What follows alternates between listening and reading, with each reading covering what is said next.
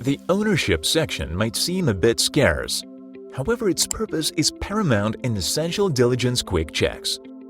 Besides obtaining a full shareholder outline, allowing you to learn about the number of shares, share type, price, and total owned value as per each shareholder, you'll get to learn about the group structure, a section that delivers more than your eyes can see.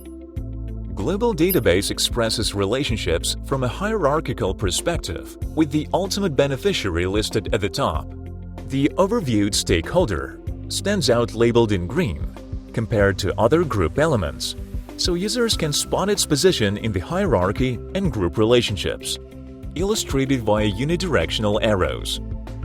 Whenever users select a structure element, their label turns blue, and the contextual menu delivers a shortcut to selected shareholder pages, so you could dive even deeper into the group structure.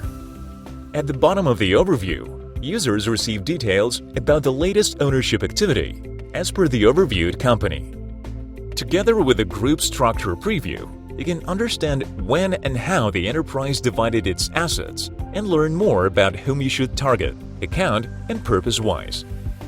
Even if the stakeholders overview might not seem much, it packs plenty, especially when trying to avoid conflicts of interest and laundering practices whenever you are going global or setting up long-term partnerships.